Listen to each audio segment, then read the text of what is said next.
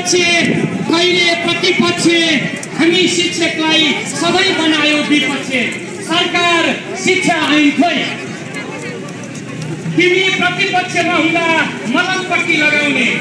तिमी प्रतिपक्षमा हुँदा मलमपट्टी लगाउने तिमी सत्ता पक्ष हुँदा छाउ कोट्याइदिने सरकार शिक्षा ऐन खोइ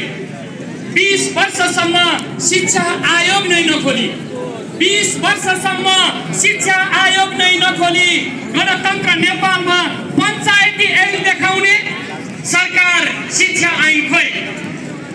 तिम्रो सजिलोमा कहिले राहत कहिले उच्च मावि कहिले ईसीडी कहिले विद्यालय कर्मचारी सत्रसरी शिक्षक जन्माउने अनि 20औं वर्षमा बाबुआमा छोराछोरीलाई एउटै प्रश्नपत्रमा भिडाउने प्रत्येक 10 वर्षमा पाठ्यक्रम परिवर्तन हुन्छ प्रत्येक 10 वर्षमा पाठ्यक्रम परिवर्तन हुन्छ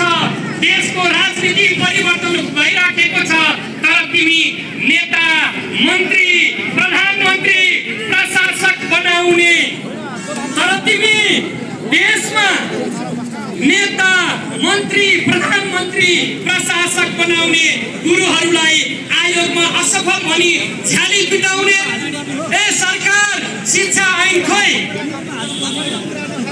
अरु सबै सेवामा कुनैमा 5 वर्षमा कुनैमा 7 वर्षमा आवधिक बढुवा हुने तर शिक्षक सेवामा जुन तहको नियुक्ति त्यही तहमा अवकाश हुने सरकार शिक्षा ऐन खोइ हिजोदेखि नै राहत अनुदान ईसीडी लगायतले पढाएका विद्यार्थी डाक्टर इन्जिनियर सांसद मन्त्री प्रशासक बने अनि तिनै गुरुहरूलाई आज तिमी हेप्ने